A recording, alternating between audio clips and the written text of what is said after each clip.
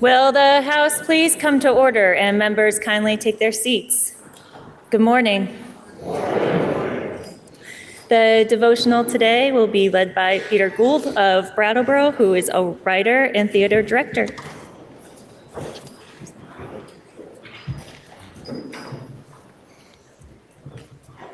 Good. I'll try that too. Okay. Good morning. It works. Speaking to a multitude of people in this august situation, it does not come naturally to me. That's why I always have Shakespeare at my side. I wanted to share some Shakespeare with you.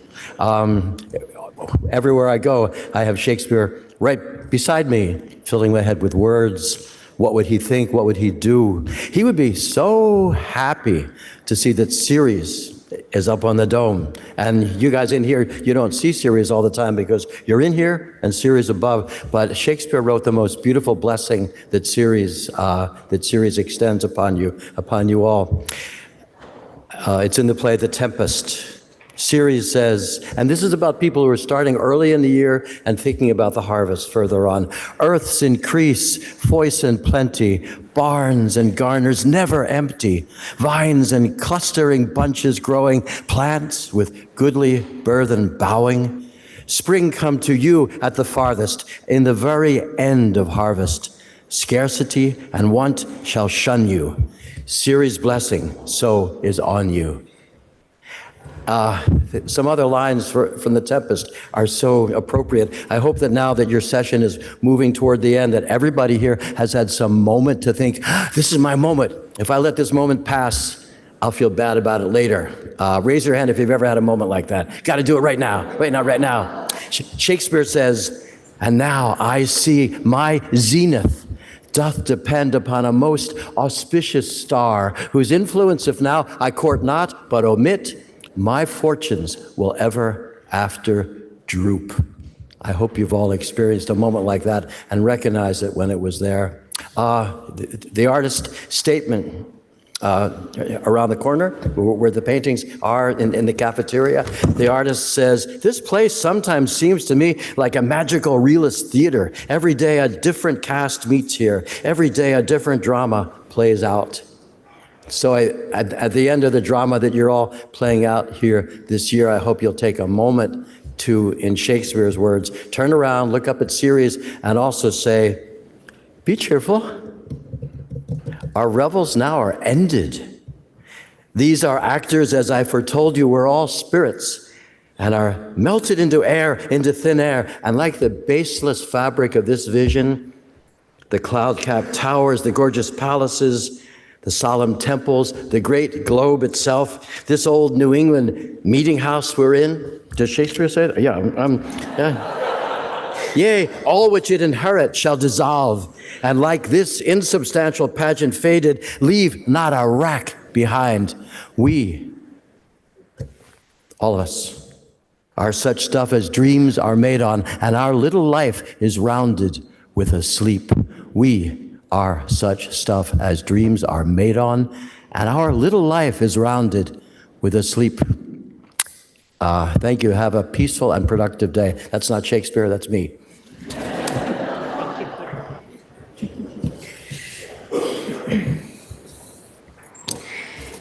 Members, it is our custom on Fridays to honor members of the House who have passed away since our last memoriam. Please rise as we remember a former member of the House who we recently lost.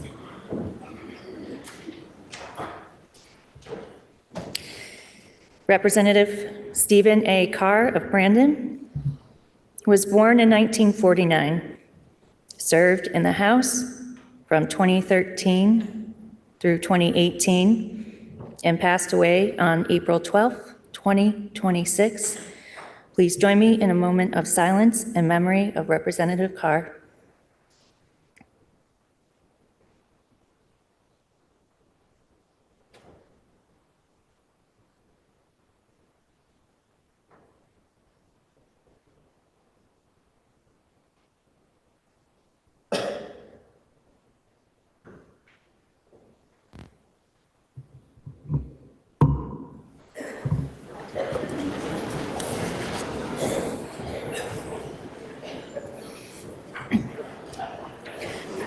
Members, we have received requests to read two House concurrent resolutions that the House and Senate adopted pursuant to the consent calendar. The first is HCR 248, which is a House concurrent resolution congratulating the 2026 Hazen Union High School Wildcats Division III Championship Boys Basketball Team. Please listen to the reading of the resolution. Whereas the Hazen boys basketball team has established an enviable record on the court, appearing in each of the most recent 5 championship games at the Barry Auditorium. But despite great efforts, it has not brought home the title in 2023, 2024, or 2025. So in 2026, the Wildcats were determined to end the season triumphantly. And whereas in the decisive contest, the second-seeded Wildcats were paired against the top-ranked Randolph Galloping Ghosts, challenging the Hazen Hoopsters to prove themselves worthy of this athletic honor. Whereas, although the Galloping Ghosts dominated early on, building a 28-26 halftime lead, the Wildcats signaled their readiness to surge ahead, closing the half with an 8-2 scoring advantage. And once the teams resumed play in the third quarter, Hazen ignited a powerful offensive charge, finishing the contest with a convincing 66-49 victory, delighting their exuberant fans.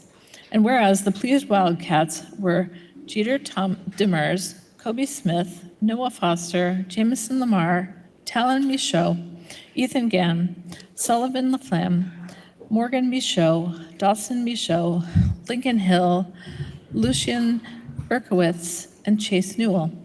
And whereas head coach Aaron Hill and assistant coaches Adam Gann, Travis Hill, Kevin Doyen, Letty Hill, and Evans Bouchard motivated the Wildcats to perform their best, and team managers Blair Demers and Xander Dimmick were always supportive of their classmates. Now therefore be it resolved by the Senate and House of Representatives that the General Assembly congratulates the 2026 Hazen Union High School Wildcats Division III Championship Boys Basketball Team, and be it further resolved that the Secretary of State be directed to send a copy of this resolution to Hazen Union High School. Next is HCR 249, which is a House concurrent resolution congratulating the 2026 Hazen Union Lady Cats Division III Championship Girls Basketball Team. Please listen to the reading of the resolution. Whereas the excitement of playoff competition was maximized in the 2026 Division III Girls Basketball Championship game at the Barry Auditorium, in which top-seeded Hazen Union faced second-ranked Windsor for the third consecutive year, the Lady Cats having won in 2024 and the Yellow Jackets in 2025. And whereas the Lady Cats switch this season to the more challenging Capital Division improved the team's performance. And whereas 2 more evenly matched contenders were unimaginable, as Hazen exited the court at halftime with a narrow 23-21 lead.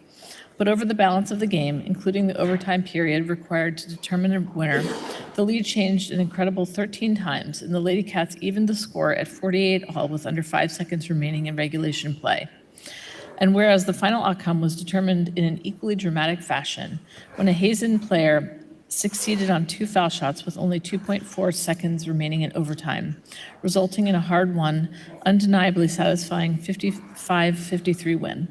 And whereas the thrilled and relieved Lady Cats were Isabel Goen, Ari Nichols, Taylor Thompson, Marina Smith, Eloise Foster, Autumn Daly, Maya Lumsen, Ella Reno, Sadie Gann, Julia de Grosseler, Kelsey Rivard, Cassidy Gann, and Kennedy Gowan.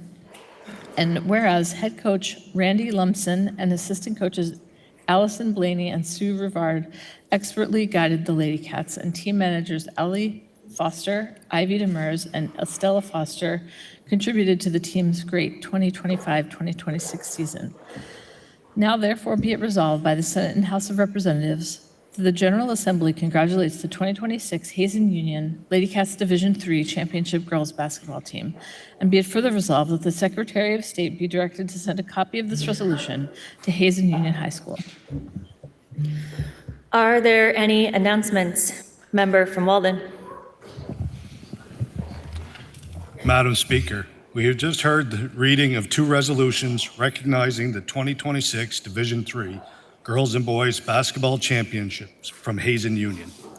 Not only did they win their championships, it is also the first time in the school's history both girls and boys have won their championships in the same year.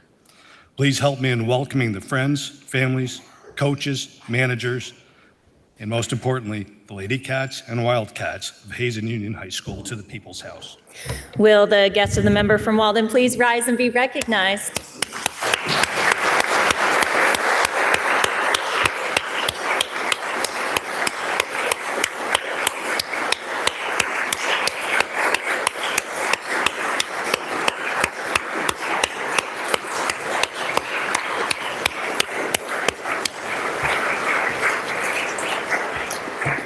Are there any further announcements? Member from Brattleboro?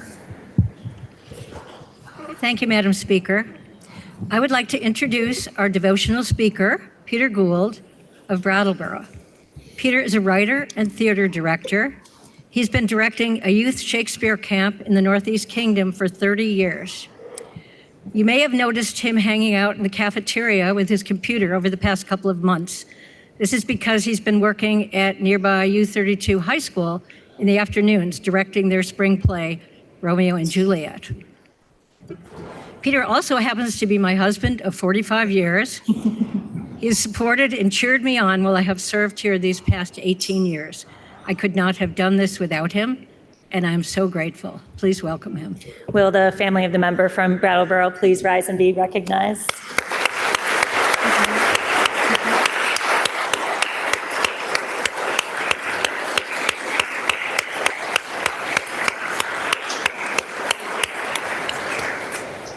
Member from Westminster. Thank you, Madam Speaker. When I was 12 years old, I lived in Taiwan, and I have two friends that were in Taiwan who were also 12 years old with me. I don't know if any of you have ever seen the movie Stand By Me or read the book, but at the end, there's this amazing line that says, "Does anybody ever have friends like the ones when you were 12? Well, I don't know about you, but these are very special people that are sitting in the balcony. I have two friends. One came from Canada yesterday from Waterloo, Ontario. Her name is Maria Milne, and she is a childhood administrator. She works as a program coordinator there. And my other friend is Aditi Manpay, who is a physician doing ear, nose, and throat work in San Francisco. Will the guest of the member from Westminster please rise and be recognized?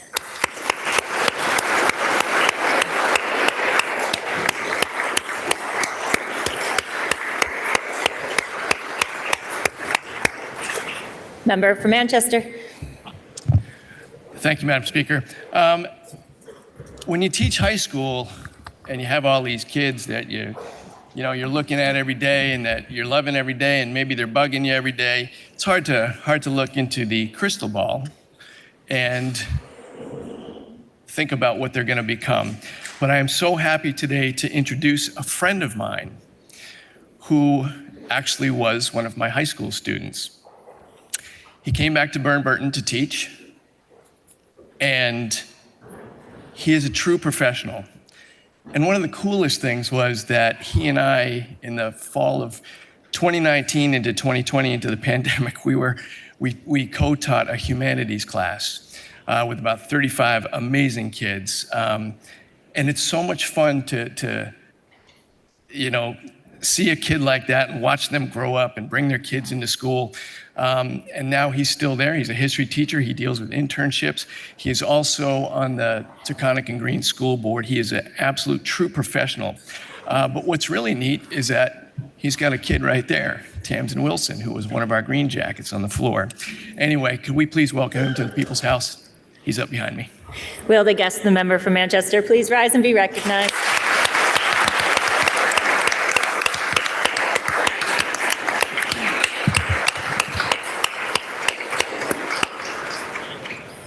Are there any further announcements? Member from Berry City. Madam Speaker, I would like the body to know about a special day tomorrow. I have served with a certain member in this chamber for almost 2 years now in the Commerce and Economic Development, and I have to say I appreciate that member very much. And certainly it's been great. And I would just like the body to know that the member from the best part of Burlington is, it's her birthday tomorrow. Happy birthday, member.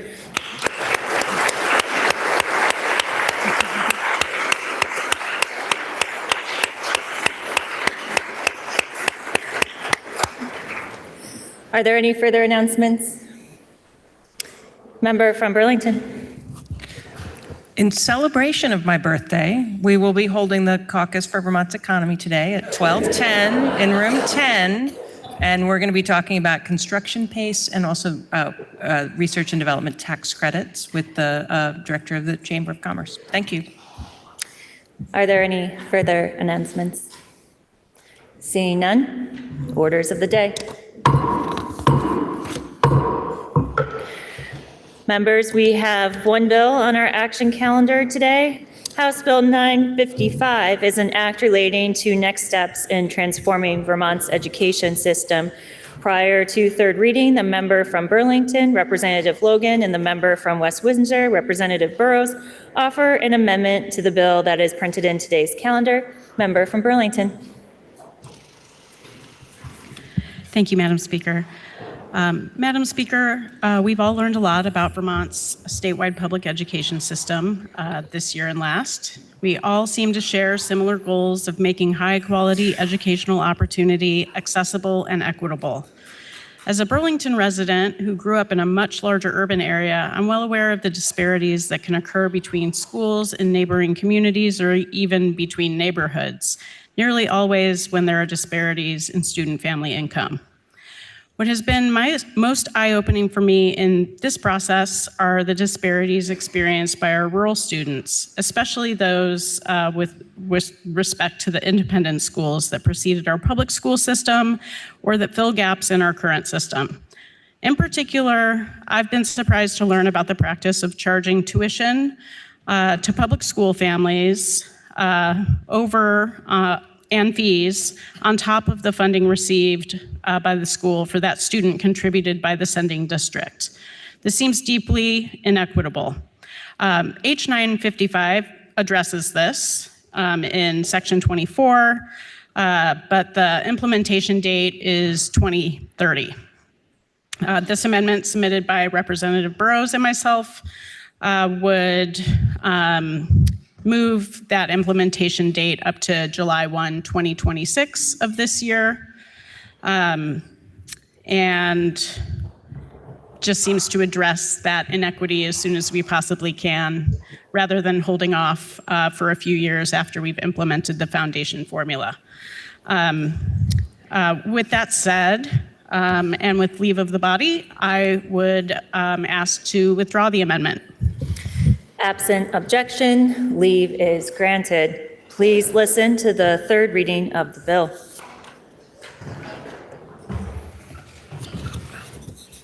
H 955, an act relating to next steps in transforming Vermont's education system.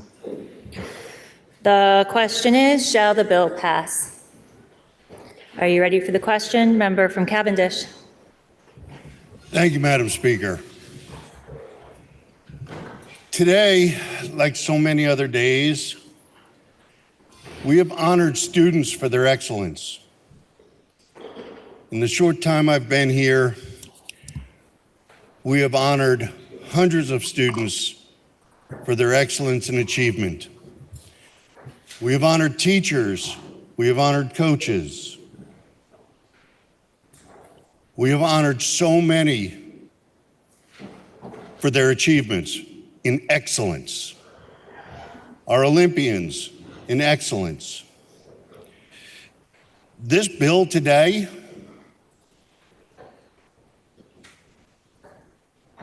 and not to disparage the committees that worked on it and the individuals that worked on it. But this bill today is a testament to mediocrity. It is not what we were asked to do to transform our education system. I have seen and as you all, amendments that would have made this better, shot down. Amendments that could have made this better withdrawn. And that's not a slam on anyone, that's just a statement of fact. We owe it more to the people of this state than just to give it our sum when we expect excellence and reward excellence for performance. We are failing the people of Vermont, and I urge the body to vote no. Thank you. The question is, shall the bill pass? Are you ready for the question?